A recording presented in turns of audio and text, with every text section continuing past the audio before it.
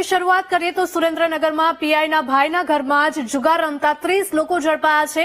એસએમસીએ વેલનાથનગરમાં દરોડો પાડીને 5 મહિલા સહિત 30 લોકોને જુગાર રમતા ઝડપી પાડ્યા હતા। રહેણાંક મકાનમાં ગાંધીનગર સ્ટેટ મોનિટરિંગ સેલની ટીમે દરોડો પાડીને જુગારધામ પકડ્યું હતું।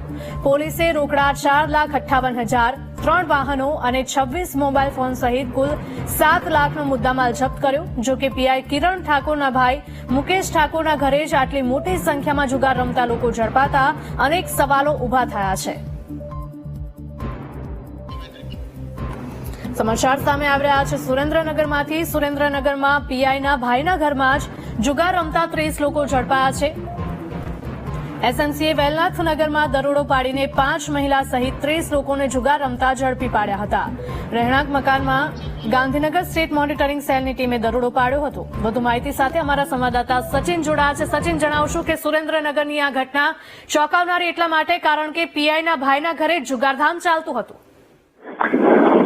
વાત કરવામાં તો પાટડીના વેલનાથનગરમાં મકાનમાં જુગારધામ પર ગાંધીનગર એસએમસીની ટીમે રેડ પાડી મોડી રાત્રે રેડ કરી હતી અને 5 મહિલા સહિત 30 લોકોને ઝડપીને 6,58,000 મુદ્દામાલ કબજે કરીને આગળની કાર્યવાહી હાથ ધરી હતી। અને આ પહેલા થોડા ટાઈમ પહેલા જ વડનગર સીમમાંથી જુગારધામ ઝડપી એસએમસીએ ઝડપી પાડ્યું હતું।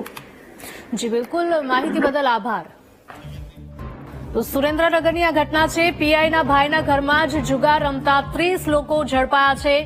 આ સાથે જ લાખોનો મુદ્દામાલ, મોબાઈલ ફોન અને વાહનોને ઝડપી લેવાયા છે। આ સાથે જ આ તમામ વિરુદ્ધ કાર્યવાહી પણ કરવામાં આવશે। પરંતુ સૌથી મોટો સવાલ એ થાય છે કે પીઆઈના ભાઈના ઘરે જ આ જુગારધામ ચાલી રહ્યું હતું। કોની રહેમ નજર હેઠળ આ જુગારધામ ચાલી રહ્યું હતું તેને લઈને પણ તપાસ કરવામાં આવશે। તો પોલીસે રોકડા 4,58,000, 3 વાહન અને 26 મોબાઈલ સહિત કુલ 7 લાખનો મુદ્દામાલ જપ્ત કર્યો છે। જો કે પીઆઈ કિરણ ઠાકોરના ભાઈ મુકેશ ઠાકોરના ઘરે જ આટલી મોટી સંખ્યામાં જુગાર રમતા લોકો ઝડપાયા હતા। તો સુરેન્દ્રનગરમાં પીઆઈના ભાઈના ઘરમાં જ જુગાર રમતા 30 લોકો ઝડપાયા હતા। એસએમસીએ વેલનાથનગરમાં દરોડો પાડીને 5 મહિલા સહિત 30 લોકોને જુગાર રમતા ઝડપી પાડ્યા હતા। આ સાથે જ રહેણાંક મકાનમાં ગાંધીનગર સ્ટેટ મોનિટરિંગ સેલની ટીમે દરોડો પાડીને જુગારધામ પકડ્યું હતું।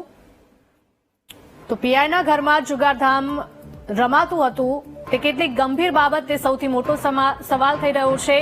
પોલીસ કર્મીનો સંબંધી જ હતો, સ્થાનિક પોલીસની મિલીભગત નહીં હોય તેની શું ખાતરી તેવો પણ સવાલ થાય છે। ગાંધીનગરથી એસએમસીની ટીમ રેડ કરે તો સ્થાનિક પોલીસ શું ઊંઘતી હતી? પીઆઈ કિરણ ઠાકોરના ભાઈ ઉપર કોઈની રહેમ નજર છે કે કેમ તે પણ સૌથી મોટો સવાલ।